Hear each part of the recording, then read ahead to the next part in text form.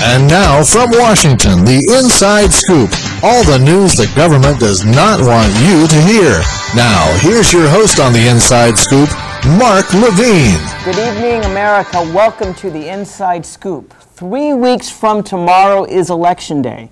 And just about everyone on the left and the right and the middle agrees that this election, November 2006, is the Democrats' best chance to take back one or both houses of Congress in more than a decade. It is a very important election for that reason.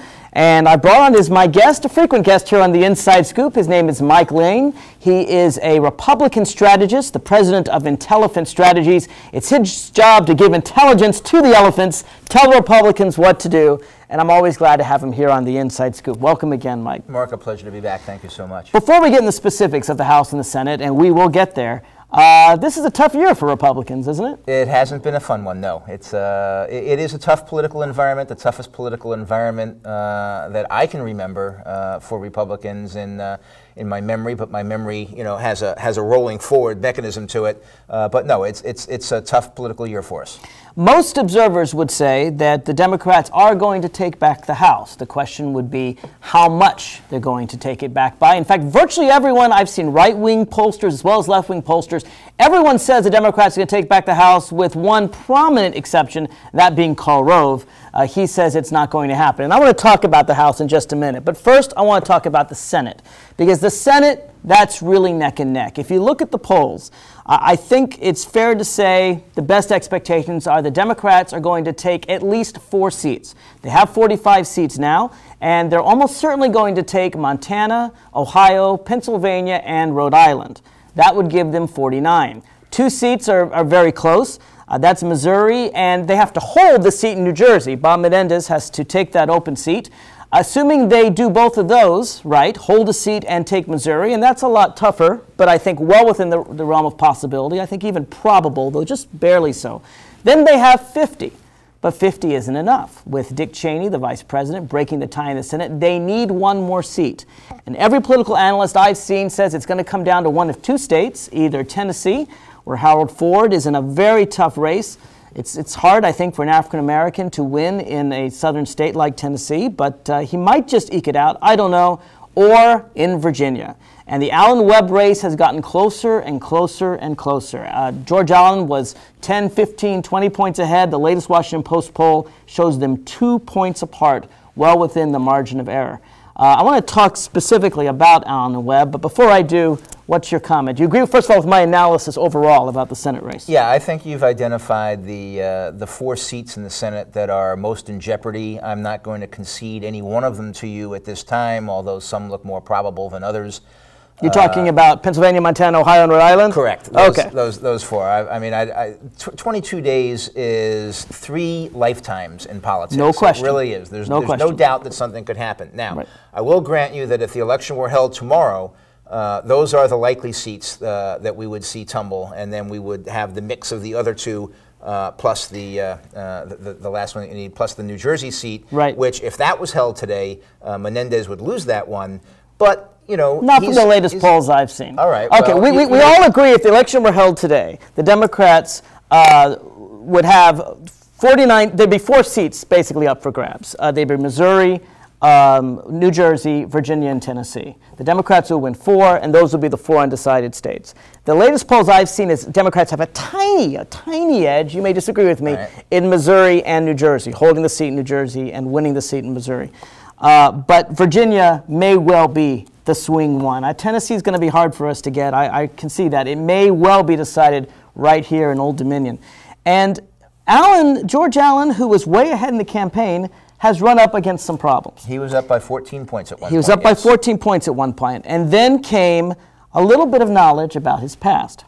And, of course, Allen says he's not a racist. But I want to go through some incidents in his past. It's going to take some time because there's a lot of that's going on here. So let me go through some of them. Go away. George Allen was born, of course, in Southern California. and unlike most Southern Californians, seem to have had an affinity for the Confederate flag. Now, there's certainly a lot of Southerners that have that affinity. It's quite rare to find that in Southern California. But he was known, in fact, in high school as a racist. A number of his high school students said that he was considered racist. And in fact, he graduated with a Confederate flag pin actually in his high school yearbook. We can show that on TV if people want to see that. But I think it's pretty rare for people to actually, in Southern California at least, wear Confederate flags. He had it in his car. He had it in his dorm room. His sister Jennifer, in a book, which is, you know, with a family like this, who needs enemies, writes a very strong tell-all book showing sadistic tendencies, violent tendencies, really some nasty stuff, along with that. That's in California, he began the affinity for hee-haw, cowboy boots, and spit and tobacco. In fact, they called him the Neck, a very proud term for him as a redneck. Apparently, he and 3 classmates and an administrator have all talked about some racial epithets that he wrote. This was at a time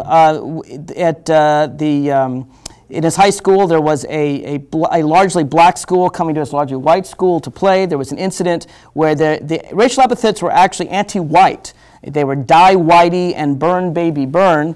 Allen has admitted to writing that graffiti, though he hasn't admitted to what the graffiti said. The other 3 classmates and the administrator say that's what this said. And then, of course, comes the more recent incidents. In his very first commercial in Virginia, he had a Confederate flag. He keeps a hangman's noose in his office, which he says has nothing to do with lynching, has to do with his love of Western things.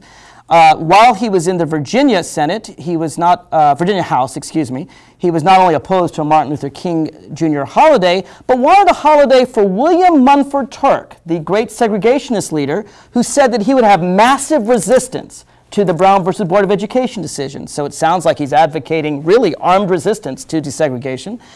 He, of course, has sponsored, as governor, a resolution honoring the Confederacy. In that resolution, it mentions, quote, their 4-year struggle for independence and sovereignty. Doesn't mention anything about slavery. And then the more recent incidents, well, I haven't even gotten to yet. We all know about Macaca, the Virginian who he said, welcome to Virginia, this long-term Virginian who happens to be of darker skin, perhaps, than George Allen. But then, of course, there are the 3 football players that say he would regularly use the N-word, that awful term. If anyone doesn't know what I'm saying, I think you should. The word, of course, is nigger. It's an awful, disgusting, pejorative, racist term that I can clearly say I have never used in a pejorative manner. But 3 of his teammates said it. There's the incident of him putting the deer head in the black person's mailbox. There is, and then, of course, when he denies it all and he says, quote, I don't remember ever saying that word, and it's absolutely false that that was ever part of my vocabulary, unquote. Even leading political scholar Larry Sabato, who knew George Allen back when, a person who I think whose integrity is inviolate. This is a guy who is a very respected political professor, is seen that way, says, yeah, he's heard Allen use the word. Given all of this, do you think that Allen saying, I don't remember ever using that word is absolutely false, it was ever part of my vocabulary? Is he telling the truth? I think it's credible. Here's you know, I'm going to go through this almost point by point, except I can't remember every point that you made. Fair enough. The first thing I'm going to do is take anything that may have happened in high school and just sweep that off the table, because we were all different people in high school. I confess, I know a lot of things about George Allen. I know him personally. He and Susan are friends of mine. I never heard these accusations about what went on in high school. They do surprise me, but I hadn't heard them before. I can't respond to them because I've never heard them before. But anything you do before you're 18 years old doesn't count. You know, we sweep that off and we start with when somebody becomes an adult, which is the age of 18, they go off to college. All right? Now, you have allegedly these 3 football players led by a Democratic activist down in Hendersonville, North Carolina. I happen to know where he's from because my mother's from Hendersonville, North Carolina now. And this guy is a Democratic activist who came out with these. You talking about Chris Taylor or someone else? No, the doctor, the radiologist. The radiologist, right? The doctor who claims, by the way, that he was on this hunting trip with a 3rd friend of theirs. George Allen, and the 3rd friend of whom conveniently has already passed away, so can't rebut the story. and said that they cut the head off a deer and they stuffed it in the mailbox of some African-American person or somebody who lived in an African-American neighborhood or something like that. Well, maybe one doctor made that accusation, unsubstantiated by somebody who's passed away, unfortunately, but if you look at the rest of the team, one of the funniest things that is absolutely true, one guy said, this just doesn't ring true. I know George Allen. He's cheap. He would never give away deer meat like that. And it's absolutely true. George Allen was not a Depression-era baby, but he was a guy who grew up. You think about a guy whose father is a football coach. His father was unemployed more than he was employed. And although times may have been good when Daddy was coaching the Redskins, in fact, most of the time when his father was looking for a job, they were a very poor family who were scraping from day to day trying to get by. And George became a very, very cheap kind of personality on those things and would never have done that kind of stuff.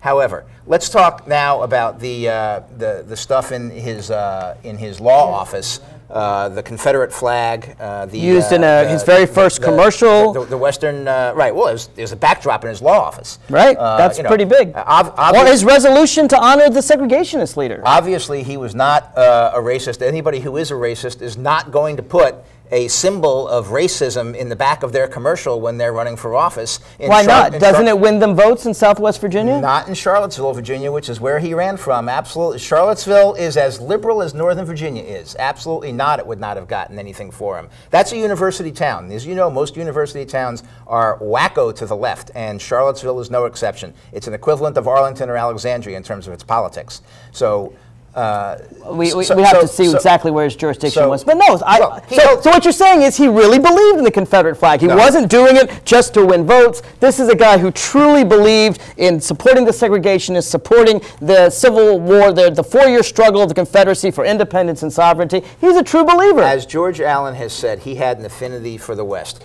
West? For the Wild West.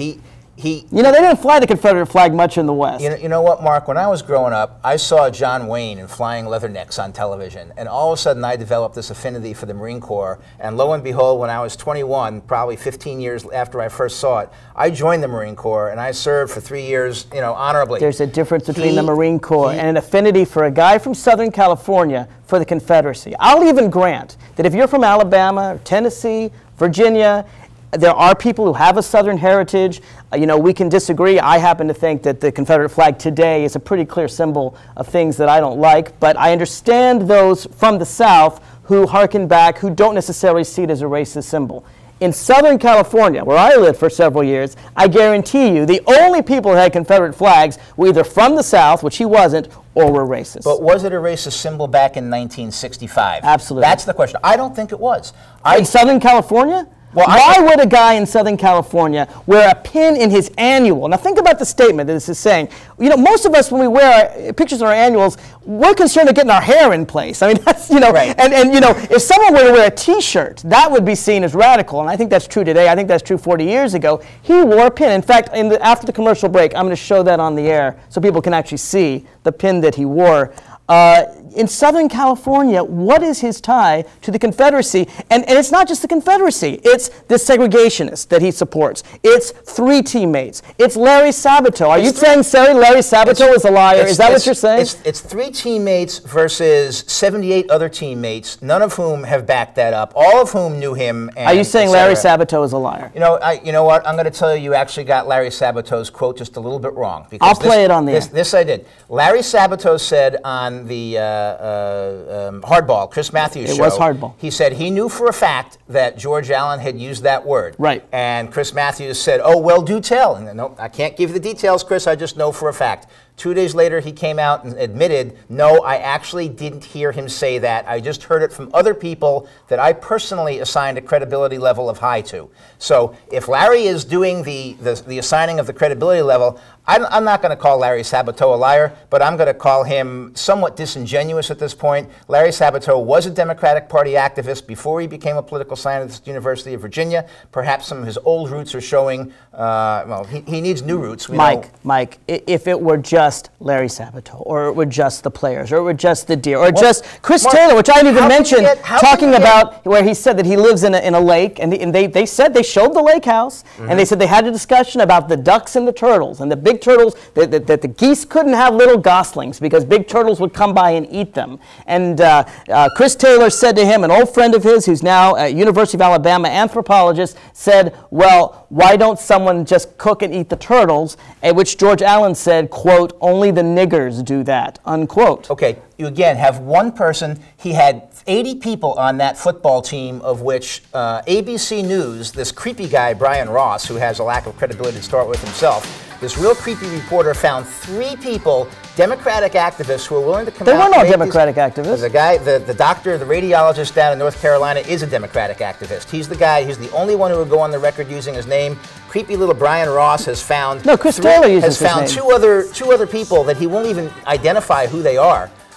You know, I mean... It's not just them, it's Chris Taylor. Well, tell me this, why does he want to honor William Munford Turk? Well, he doesn't want to hire William Munford. I mean, not hire, honor. He doesn't want to honor William Munford Turk. He had a resolution in the Virginia House to honor William Munford Turk, the guy who said we want massive resistance to Brownfield's Board of Education. I'm sure there's a reason back then, and if you read the resolution, it probably says in there all the neat things that he thinks this guy might have done at one point to honor him or something like that. I can tell you that George Allen of today would not want to honor William Munford Turk.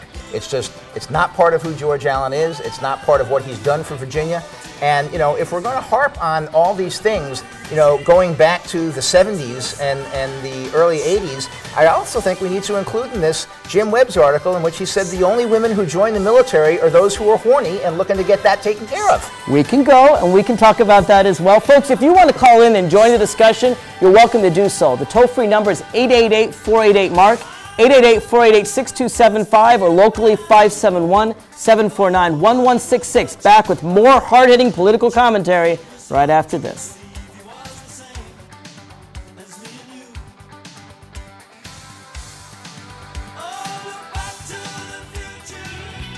If you're concerned that we're becoming a nation whose policies are grounded in beliefs that are centered on a lie and embedded in BS, then you won't want to miss the all-new program coming to Channel 10, Escape from Orwellia Nation.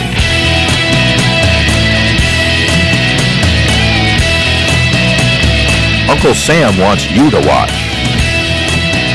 Every Wednesday at 9 p.m., with replays every Friday at 3.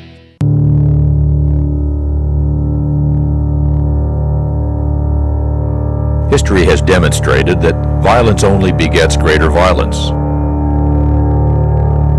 and injustice only begets greater injustice. This is not the tradition of our great nation. This is not how we want the United States to be known around the world.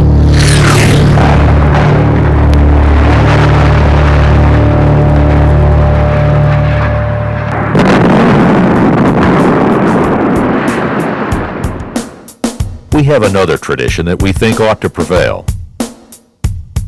One that is more just and more powerful. There is a better way. If we truly want peace and security, then we must work hard for justice. In 2004, there were 203 million eligible voters in the United States. Of these, nearly 70% did not vote for George W. Bush. Only 62 million voters, or barely 30% of those eligible, actually voted for the president in 2004. Recent polls show the president's approval ratings slipping into the low 30% range. This comes as a little surprise to many of the 70% of eligible voters who did not vote for him.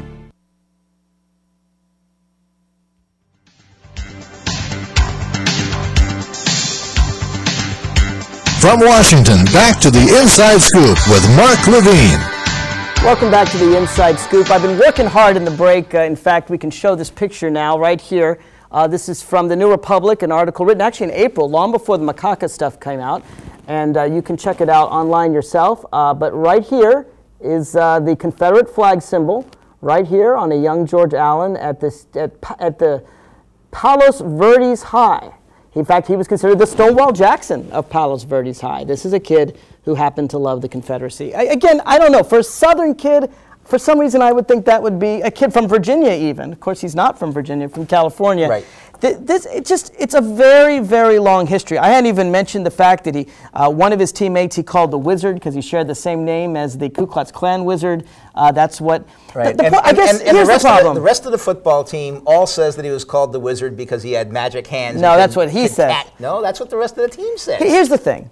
If it were one guy, or two, or three, or five, then maybe we could say, all right, people are making something up. But I mean, this is a guy who's involved in an incident where he's, putting Die Whitey on high school graffiti. Here's what we have here. We have a very, very unethical campaign by Jim Webb, who's gone in. Well, Webb hasn't been bringing this up. No, he's actually avoiding it. No, actually, Webb is.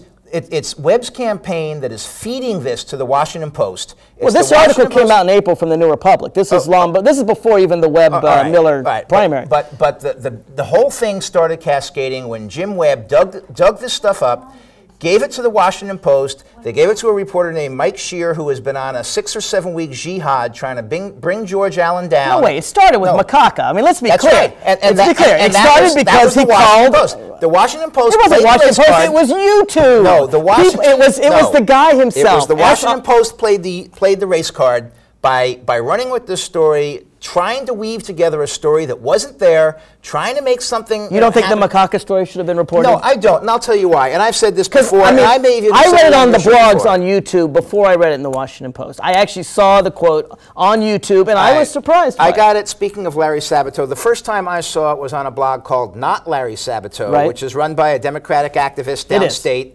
And he said that he had been given the information by the Webb campaign, and they were going to give him the tape to put up on his blog, except they double-crossed him, and they gave it to the Washington Post instead. That's how the whole thing broke.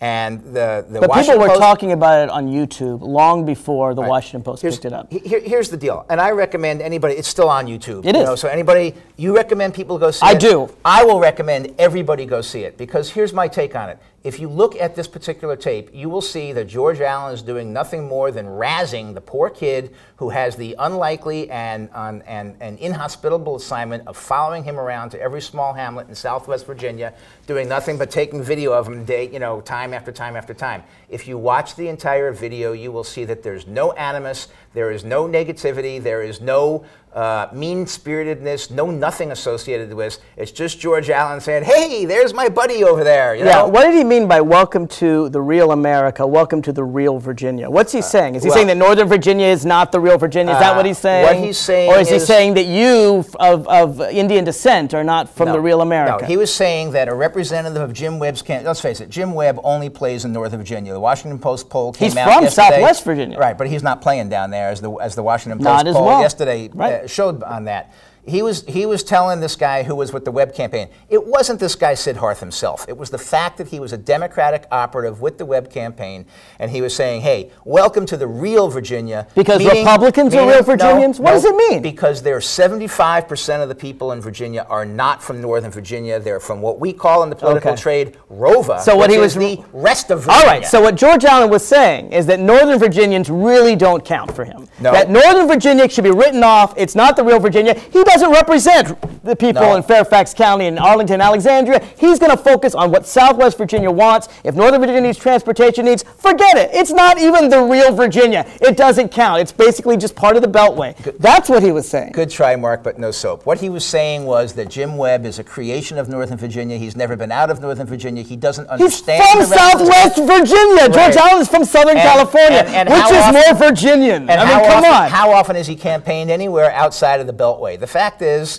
Jim Webb is just a guy who's a creature of Northern Virginia, and he's not playing in the rest of the wait a minute. Okay, so the guy from Southern California who loves the Confederate flag, he's a legitimate Virginian, and the guy that has his roots in Southwest Virginia, in Appalachia, is some creature of the Beltway. You're going to have to explain this to me, Mike. The guy who happened to go to high school in Southern California because his father was the coach of the Los Angeles Rams at the time, and then transferred to the University of Virginia when his father got the job as coach of the Washington Redskins. And first lived here. And then lived in Charlottesville, Virginia, went to college, went to law school, opened his law practice, served in the House of Delegates. He has a right to move. All from That's Virginia. fine, but served for him to attack Webb... Served in Congress and served 4 years as governor and has a record of service to the people of Virginia, whereas Webb is nothing more than a Hollywood elite who writes these books. Hollywood elite? He was Secretary of the Navy under Ronald Reagan. Are you now going to say that Ronald Reagan was not a good president for appointing Jim Webb? I will say that. I mean, how many medals does he have? I mean, Kerry had so many medals. This guy's got so many medals he can be weighted down. He's a hero. Come on, as a Marine, you got to salute his service. One of the things you expect from your people in both the Marine Corps and in politics, people that you appoint to offices, is that they be loyal. Jim Webb has a lot of strengths, but loyalty is nowhere near them. He stabbed Ronald Reagan in the back, quit in the public snit, slammed the door behind him on the way out of the thing after serving a mere 10 months as Secretary of the Navy. Ronald Reagan was a great president. Jim Webb was not one of his better appointments. What Jim Webb did, though, is serve his country. And I'm not going to take away his service in the military. And you shouldn't, because he's got medals far more than John Kerry had. He was a better Marine than he was Secretary of the Navy. Look, the point about Jim Webb is that, unlike George Allen, he is authentic. He is from Southwest Virginia. And I think it's perfectly fair for George Allen to say, you know what, I moved to Virginia, I adopted it as my home, I now love my state. That's fine. He did. But it was George Allen who brought up you, kid from Fairfax High School. You're not from the real Virginia. The real Virginia is not Northern Virginia. You're not even from America. Apparently, Northern Virginia isn't even the real America. It had nothing to do with Sid Harth. It had everything to do with that he was a Democratic operative from Jim Webb's campaign. But understand, either it has one of two meanings. Either it's purely racist, or your idea, which is basically he's saying that Northern Virginia doesn't count for Virginia. Even if that's all he's saying, don't you think it's a slap in the face, and that every Northern Virginia, if for that reason alone, should want a senator that represents the entire state and not just the rednecks, who he's proud of? I'm just saying redneck because he likes to call himself redneck, down in Southwest Virginia. As governor back in 93 through 97, George Allen was the single strongest force in building the Northern Virginia economy. He coined the term the Silicon Dominion, and he was the one that recruited and grew all the high-tech companies that are the mainstay of the Northern Virginia economy today. George Allen gets all the credit for that. George Allen understands Northern Virginia very, very well. Really amazing, considering that he doesn't even consider it part of America. Let's go to Greg from Fairfax. Greg, welcome to the Inside Scoop. Hey, Mark. Nice chatting with you tonight. Appreciate you. Want to join in the argument here? I want to say a couple of things. Greg, you're on the air. One is I like the way that you frame the argument. I think that it's very important to understand not only the history of Mr. Allen, but also his more recent trends and his more recent explanations. The macaca thing is one. But basically, I think the point that you made, which was the fact that he was talking about this gentleman as if he was some alien from outer space. He was a Democrat from Northern Virginia, down in Southwest. That's right. So therefore, he's immediately discounted is an important point. But the other thing, and you started to get on this, is I would like to compare military records between the two. And I'd like you to talk a little bit more about that. Who's got a little more credibility about what's going on? The yes man for Mr. Reagan, or Mr. Webb, who's got some ideas of his own and has an appreciation and understanding of what's going on there. And I'd like you to make those points a little bit more strongly. Thank you for your call, Greg. I do appreciate it. Of course, Allen is the yes man for George Bush rather than Ronald Reagan, but he's definitely a yes man. I don't remember whether it's 97% or 98%. George Allen believes that no one should ask questions of this president. Whatever he says, go. He wants to go invade Iraq. Don't ask questions. Don't demand to know. What Webb is he's independent, all right? He was a Republican. He's now a Democrat. This is an independent thinker. He is not someone who marches to the tune of either party. He's truly an independent. He saw the war in Iraq as a huge mistake. He said it before. He believes it now, but he gives specifics. He's not a yes man. Isn't it better in our country to have checks and balances, the kind that our forefathers saw in the Constitution, and at least have an independent thinker like Webb, who's really neither Republican nor Democrat, but someone just trying to do the right thing, instead of Allen, who just rubber stamps everything the president does? Well, actually, I don't think Webb's an independent thinker as much as he's now a tool of MoveOn.org. I mean, he drank the Kool-Aid. He's going down the road.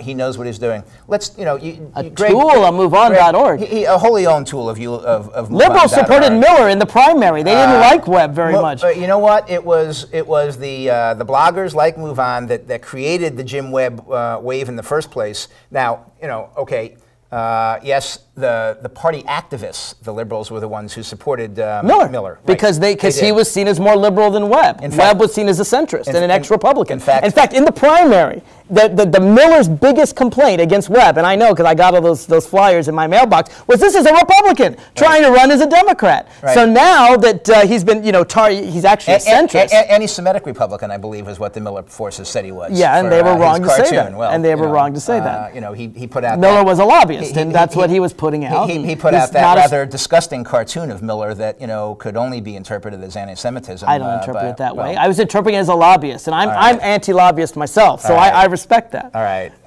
Anyway, the original question from Greg, I'm going to answer your question directly, Greg, was comparing the military records of them. Well, let's look at Jim Webb's military record.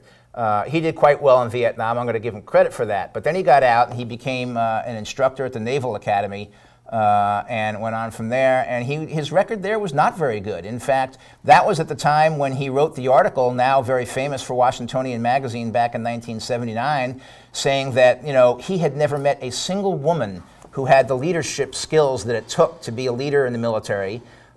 He said that the only reason why women would want to go to the Naval Academy as students were because they were horny and they got to hang out in the dormitory with 3,000 men and 300 women in the dormitory. Now, I went through officer candidate school myself, same Marine Corps officer candidate school that Jim Webb went through, and I was taught to respect women and their contributions a lot more than Jim Webb was, and I just, if you want to go down his record of military service, I'll walk down that all day long, Greg. Well, let's talk about his record, because obviously his record of military service was enough for Ronald Reagan, a president you like, to appoint him as Secretary of the Navy. So he clearly was no schlub, all right? Yes. He clearly, not every person in the military gets to be Secretary of the Navy. Very, very, very few. He must have been pretty good to get that. Now let me talk about women, because it's a fair point. Before that, yeah. Earl Warren, Dwight Eisenhower, when asked what was the biggest mistake he made, he said appointing Earl Warren. He'd like to have that one back. If Ronald Reagan could have the Jim Webb appointment back, my guess is he'd take it back. Well, not from the praise I've seen that Reagan heaped on him, but Earl Warren, whenever you want to attack Earl Warren for his political views, you can't deny that he was a very intelligent, very accomplished man. So you can attack Webb's political views all you want, but he was clearly a very intelligent, very accomplished person, because you don't get to be Secretary of the Navy unless you rise above thousands and hundreds of thousands of other people who serve. I mean, it's just that basic. Right. Let's go back to the So let's go back to the women, because this is important. I'm not going to defend those comments. Interestingly, Webb doesn't defend those comments. And I think that's the difference between Webb and Allen. You say, don't worry about anything Allen did in high school. But what I haven't heard Allen say is, look, I did these things. I regret these things. I'm a different person now. I don't support the Confederate flag. I did it in my youth, but I believe it is now a symbol of slavery. I regret supporting segregationists. I regret supporting, honoring the Confederacy. I think that's a bad idea in 2006. Webb, to his credit, has said there were stereotypical notions of women at that time, and I shared them, and I was wrong. And I regret them, and I repudiate them.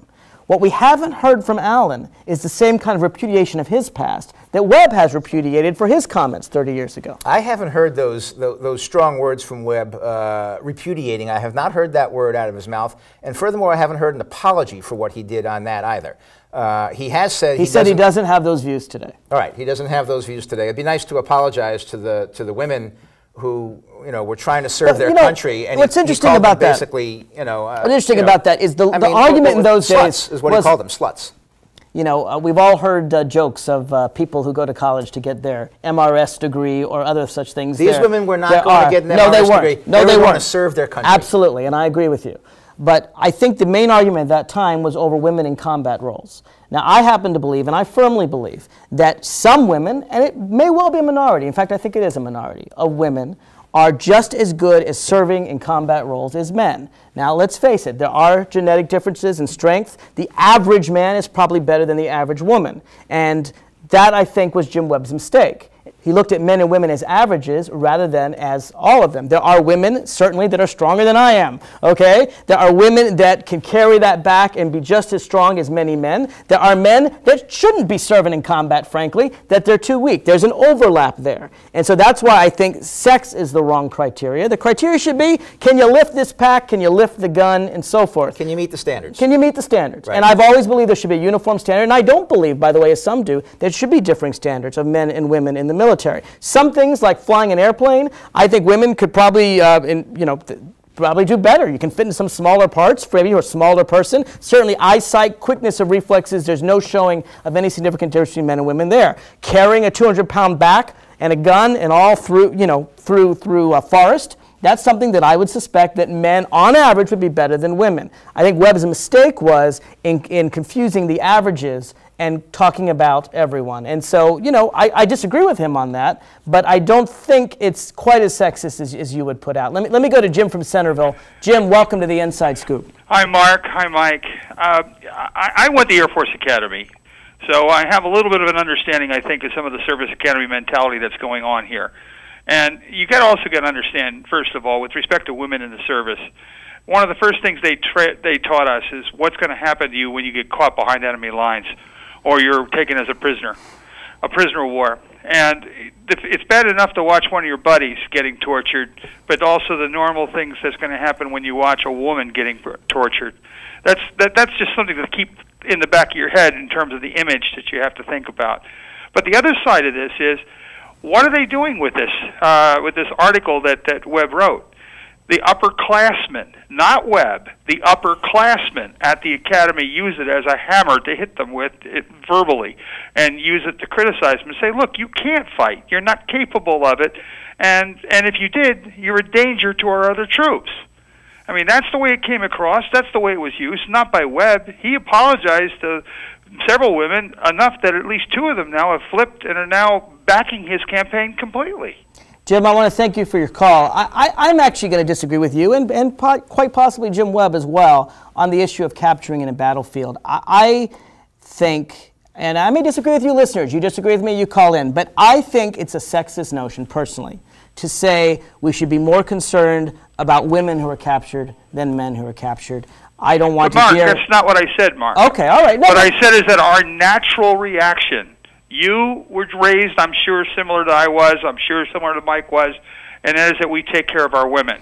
Yes, but that chivalry notion, I think, harms women. I really believe that, whether a woman is raped or a man is tortured, it's an awful, awful thing. And I don't think, for example, if we had 7 male hostages in one place and 7 female hostages in another place, that we should save the women first. I realize that's the chivalric notion, and that's knights save women and children first. Personally, I think they're all equally valuable, and I actually think that by putting women on a higher standard, a higher pedestal, that chivalric notion that is nice in all the romance novels, to me, I think that's harmful as well. I think that any woman in the military should be treated exactly the same, not better or worse than a man. So I'm going to disagree with you, Jim, but I want to hear what Mike has to say about it. It's a question that's been debated for a while, and it's a question that is still under debate. What's your view, Mike? Will be, should we save the women first, or should we save everyone equally? Well, we've always saved the women and children first, Mark. I realize we have, but I don't think that's right. I think it's sexist. What do you think? I think it's a matter of the perceived weaker among us. Let me give you a small little vignette. I was watching a war movie yesterday, actually not a war movie, The Guns of Navarone. You realize my camera woman is having a fit over there, but go ahead. I was watching The Guns of Navarone yesterday, and there was 1 wounded prisoner of war. Fair enough. And 7 other. Fair and enough. The wounded guy was the guy who was perceived weaker. All right. And the Germans knew that if they tortured him, they could get the other ones to perhaps cave because he couldn't take care of himself. Now, as it turned out, of course, this was Hollywood, and they all got away, so it all worked out well. And I will grant you saving the wounded first. I will even grant you saving the weaker first. What I won't grant you is that in any necessary scenario that the women are necessarily weaker than the men. I mean, I'd save the wounded man, if you will, before the woman that's doing just fine. And I would too, Mark, because he is the weaker. But every one of us, you and I both, we were raised to think of them as the fairer sex or whatever else it is. But in the military, it's something different. You're right. And I think they earn the uniform. I think so too. You earn the uniform. And they should be treated the same as, not better or worse than the men. Well, We you agree. know, All right, we do I'm agree sorry. on that. Folks, if you want to call in and join this discussion, we're going to move on and discuss the House. As you all know, there's a lot more controversy going on there than even in the Senate. Toll-free number 888-488-MARK, 888-488-6275, locally 571-749-1166. Thank you, Jim, for your call. Even though I disagreed with you, we'll be right back right after this.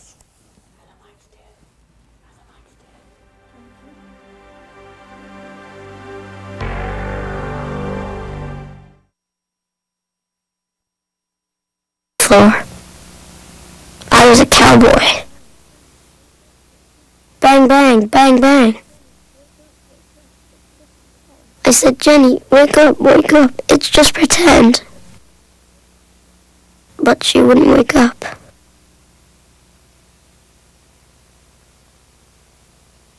If you give me a fish...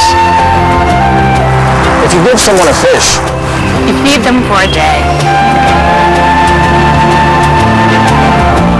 Teach someone to fish.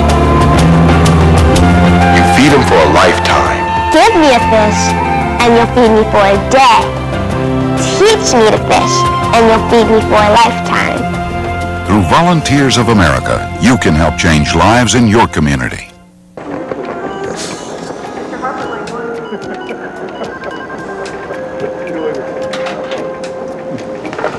Hey, mister, studied algebra in school and got a better job than I could. You take the last couple. Oh, no, mister. Stuck in an entry-level job because you only learned basic math. I don't have a boss riding my butt like you do, so you take it so you can get back to your desk. You know, I probably should, but maybe Miss AP Calculus with the $200 haircut in the big office upstairs would like a cup. Oh, no, Mr. What was your name again? Never mind, it doesn't matter. I'm too busy doing important things to care. I just came down for some sweet and start. You know, if my limited math abilities weren't keeping me from getting a better job, I'd quit this afternoon. I don't blame you. But thank goodness you're stuck here because we really need someone to make the coffee. Line it up, baby. Come on.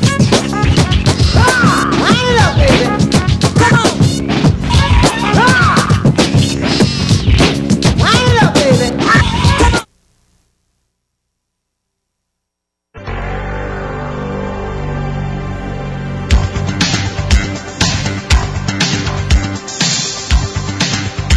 From Washington, back to the Inside Scoop with Mark Levine. Welcome back to the Inside Scoop. Mike Lane, Republican strategist, and I are shooting the breeze about various members of Congress. I don't know what you heard. We'll keep that out. But one thing that I think, just one last thing on women in combat, and this is something that the woman behind this camera said.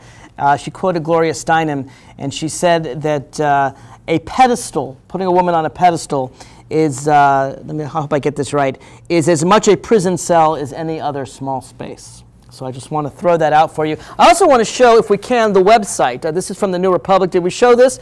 This is George Allen and his Confederate flag on his lapel in high school. I don't know too many people who actually wear symbols in high school, but I would have to think, you know, that's something that you truly believe in. When I was in first grade, I loved war movies. And not war movies, but, you know, combat and the gallant man on TV and stuff. Mm-hmm. Before you were born, I'm a little older than you, Mark. I was enamored for some reason that I can't to this day explain with the swastika. I went to the back of the room. I was drawing swastikas with crayons all over the cabinets. I got caught. I had to clean them. I had to sit in the corner. It doesn't make me an Aryan supremacist. Mike, I won't judge you for swastikas when you were 6. I'll tell you something, though. If you were drawing swastikas when you were 17, I would judge you. Because I think a 17-year-old is just about at the level of an adult, and they know what the symbol means. I don't think a 6-year-old has any idea of what it means. Yeah. Let me move on then and talk about the House, because the House has really imploded. The Senate is a close race. I'll be willing to grant you it could go either way. Mm-hmm. In fact, I would predict, I'm sorry to say, I would predict if the race were held today, I think we'd end up with a 50-50 Senate. I think the Republicans would still control it, but I think it's so close that literally 1% could make it a 51-49 Democratic Senate or a 51-49 Republican Senate. I think it's not going to be different from 51-49. I'd be so shocked if it's 52-48 either way, and it definitely won't be more than that. But the House, it looks like they're taking over, and as a former employee of the House of Representatives, I'm quite excited about that fact. And of course, one of the things that people are talking about, you know, it's interesting, all the corruption, all the Jack Abramoff stuff. You have Bob Ney, who's just pled guilty. You have trouble with Kurt Weldon. You have trouble with, Duke Cunningham just got cut out. All this stuff, all this corruption it's coming to the fore largely because of the Foley sex scandal. Here it is, people didn't really focus on the bribery and the corruption, but now as they see that the Republican Party has a pattern of covering up things, it's interesting they're focusing not just on Foley, but also on corruption. And so here's my question to you about Foley. Denny Hastert, Speaker of the House. At first he said he didn't know anything about it. He didn't know anything about it until it came out in the press recently. Then you had Boehner, number 2, and Reynolds, number 4, both say, we told Hastert about it.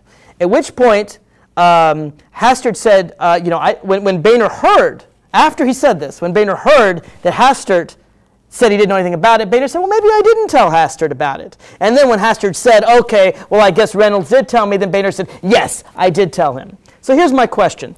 Was Boehner lying the first time, the second time, or the third time, since he's contradicted himself? Is Hastert lying? Is Reynolds lying? What's going on here, and do you really think they didn't try to cover this up? I think we're talking about 3 or 4 different things. I think that's what's going on right now. And the investigation, to Speaker Hastert's credit, that the Ethics Committee is doing right now, a bipartisan investigation, and apparently they're subpoenaing everybody and their brother and putting them under oath and trying to get at the facts, is going to tell us that. You would hope, because you think it's going to help you, that the Ethics Committee report would come out before the election. I would hope it would come out before the election because I think it's going to help us. Let the voters decide. But unfortunately, it looks like it's not going to come out before the election. It looks like it's going. I'm sure there's nothing planned about that. It's a 50-50 committee. There's nothing that one side or the other can do about it. No, but here's something Hastert could have done. He could have had an independent investigation back in 1982 when there was the last Page scandal. All right, when Tip O'Neill, Democratic Speaker of the House, there was a CBS News report on people bothering Pages. He said, I want a full investigation. He found out actually that the CBS report wasn't true, but in fact Phil Crane was with a 17-year-old female Page, and Gary Studs... Dan Crane, not so, Phil excuse me, Dan Crane, thank you, you're right. It's Dan Crane of Illinois, was with a 17-year-old female Page. Gary Studs of Massachusetts, a Democrat, was with a 7-year-old male Page, and Tip O'Neill said, get the facts out. They had an independent investigator. They had Joseph Califano, I believe, a prosecutor, look into all the facts, subpoena everybody. They censured both of them. Why is Hastert afraid of an independent investigation? I don't think he's afraid of it as much as he doesn't see the need for it right now. And it may be that as we turn the corner, we'll have an independent investigation on this. But right now, the Ethics Committee has subpoenaed 53 witnesses. I think they've heard from some 18 of them already. They're continuing to hear from them. It was Mark Foley's administrative assistant, who led the parade last week. I think they had 3 more that they heard from today. We're going to get to the bottom of this, but let me say this. No matter what they find out about Mark Foley, good riddance to good rubbish. I mean, the guy, he was a ticking time bomb. He was, and everybody knew it. And he's gone. And good riddance to him. Now, the interesting thing on this, Mark, one other thing is that as bizarre, inappropriate, and downright despicably and disgusting that Mark Foley was behaving, there have yet to be any allegations, credible or incredible. There are no allegations of any sexual activity going on with any Pages while they were either underage or while they were Pages. Wasn't for lack of trying, was it? There's one guy who apparently has made the claim, we don't know if it's true, I've seen the IMs. That when he was 21 that he had sex. No. The IMs were disgusting, despicable. There's absolutely no justification. This is what one of the IMs said. You have a 17-year-old Page, and I've read them, and they're not pretty, but a 17-year-old Page, Foley invites him over for sex. Right. The Page says to Mark Foley, it's not legal until I'm 18. I'm 18 in February. We better not go there. And Foley's like, okay, we'll get together in February. Right. It was not for lack of trying. Now, Foley was the head of the exploited missing children. He knew the law. He wrote the law. In fact, the age of consent in the District of Columbia is 16, which is why actually Gary Studs, as despicable as that was, wasn't actually breaking the law. Foley was because he wrote the law about internet predators. Mm-hmm. He knew exactly what the law was. So, I think it's attempted solicitation. But the heart of it is this. Whether or not a crime has been committed, and that's for the authorities to decide. It seems to me that if you have an outside investigator, you're going to find out more what happened. Because let's talk about who this House Ethics Committee was. This is a hand-picked by Tom DeLay House Ethics Committee. You recall, 2 years ago, the Ethics Committee under Joel Heffley, Republican of Colorado, condemned Tom DeLay 3 times, at which point DeLay and his guy, Hastert, who's only there because of Tom DeLay, his servant, if you will, said, you know what? I believe tool is the correct word. Yes, that is the word I was looking for. Hastert, DeLay's tool, prime tool, said, you know what? We don't want the House Ethics Committee condemning our leader, Tom DeLay. We'll just change the House Ethics Committee. Joel Heffley, Republican, you're out on your ear. How dare you condemn him? And basically shut down the Ethics Committee. I mean, you remember at one point they even said, we don't care if the man's been indicted. He can still be our majority leader, and that was shut down. No, it wasn't the Ethics Committee that said that. That was an attempt by the full House to change the rules of the House, right? And that not only did that flame out, gone and but forever, Hastert was all for it, and as was DeLay. I think that Speaker Hastert had been convinced that this prosecutor down in Texas was on a witch hunt against his whip, Tom DeLay. And that, as the old saying goes, any good prosecutor can indict a ham sandwich, and so therefore they were moving to protect Tom DeLay at that time.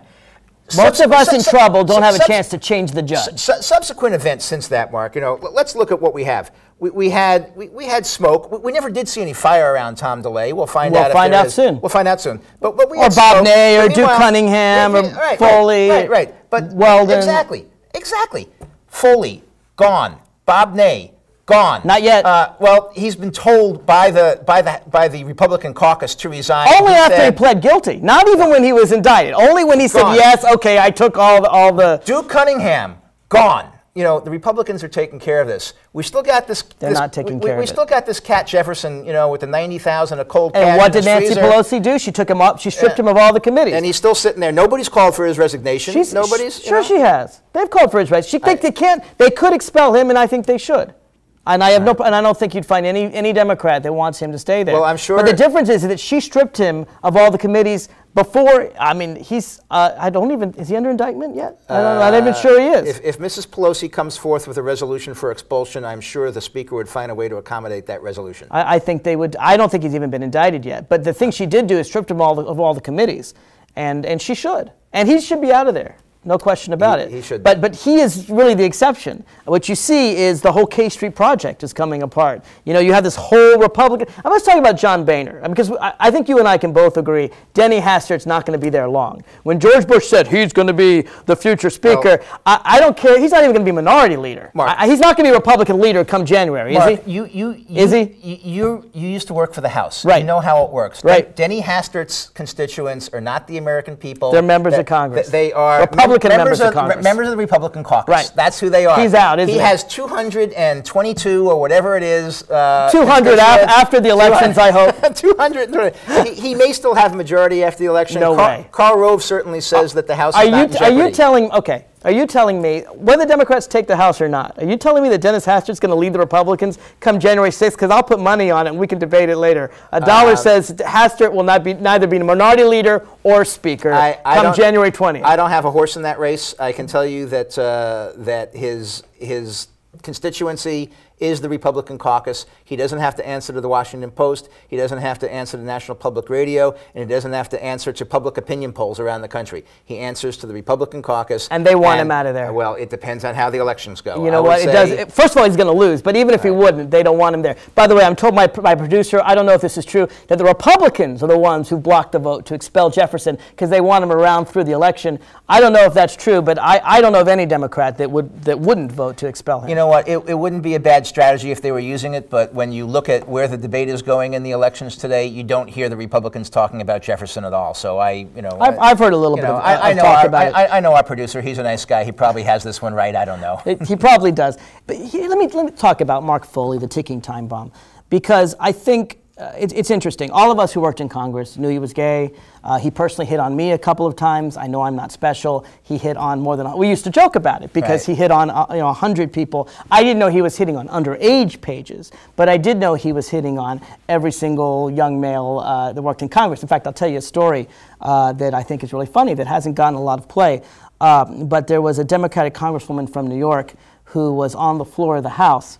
And she was, you know, the House floor, as you know, maybe our listeners don't know, unlike the Senate where each senator has assigned seats, the members of the House can sit anywhere they want. It's like an auditorium, there's 435 seats. Unless it's a State of the Union speech or a vote, it's very rarely full. Usually there's maybe 20 seats filled the max. So she's there on an ordinary day, C-SPAN's carrying it. This is more than 5 years ago. She's introducing a bill, and she has an attractive male staffer, about 23, 24 years old.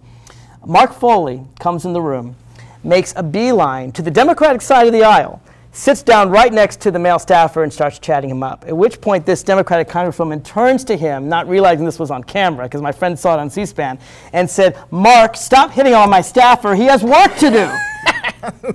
It was well known, maybe not that he was hitting on underage pages, but this was a guy who was known to regularly flirt. And let me raise a broader question here. Mark Foley was not out, but it was the worst kept secret on Capitol Hill. Exactly. Everybody knew. Right. And there are other gay Republicans. And in fact, everybody off Capitol Hill knew as well. That's true. Everyone except for the people in his district knew. No, I think there were a few newspaper reports, at which point he responded. One of them he responded, "I like women," and the other one he responded that the allegations were reprehensible, without saying, you know, what that really meant. Right. But let me ask a broader question that I think is going on all over Washington right now. And that has to do with gay Republicans. Let's be honest about what goes on in Washington. I know, I've seen it. There are a number of gay Republican staffers. There's more gay Democratic staffers, but there are a number of gay Republican staffers, and they are loyal to their bosses, but they're quaking in their boots because some of their bosses support some very stringently anti-gay legislation. And they're in trouble. I mean, you look at Robert Traynham, who worked for Santorum, who was outed. James Inhofe, who proudly said there's no gay person in my family, happens to have a gay staffer. And what's interesting to me is that I think that the fundamentalist Christians are just learning. They don't know this very badly kept secret in Washington, which is that there are gay staffers throughout supporting the Republican Party. Do you think there will be a purge of gay staffers there because the fundamentalist Christians who support the Republican Party will demand it? And do you think there should be? I don't think there will be, nor should there be, and I think it's more pervasive than you even describe it right here, Mark. It's very pervasive. There is, you know, I'm sure, I know a lot of gay people. I do, but I'm sure I know a lot more than I think I know, because they've chosen for some reason not to make it the main difference is what I need to know. Democratic staffers tend to be out, and Republican staffers tend to be in the closet for understandable reasons, because the party is so anti-gay. The party, where the party is going to come out on this, I think, over time, and my analysis of the Democratic Party is that it goes overboard. It's not just accepting it's into, okay, this is a special caucus of ours, and so we're going to find anything that we can do to bring that African-American caucus, Asian caucus, gay lesbian caucus, absolutely. Where I think the Republicans are eventually going to come out is where they should come out, which is that there'll be absolute, total, complete non-discrimination under any circumstances, at any time for things like that. And very little beyond that. There's not going to be... What's interesting is, in fact, there are non-discrimination promises. About half the Republicans have signed them. About half have not signed them. They signed them for the log cabin Republican. Right. But what's interesting, I find, is that in private, they have no problem with the gay staffers. They're good. If they're good employees, they're absolutely fine with them. But in public, they're out there in churches and they're talking about this disgusting lifestyle. At the same time, when they have them working for them. And it's that kind of hypocrisy that I think the fundamentalist Christians who really want gays out of the party see, and one reason why they may not vote. We've got only a few seconds left. You got a 5-second comment? There's a lot at stake on November 7th. I hope everybody on all sides vote because it's important. And you, get out and vote. Make sure you're registered. Make sure your voice is heard. This is Mark Levine of The Inside Scoop signing off.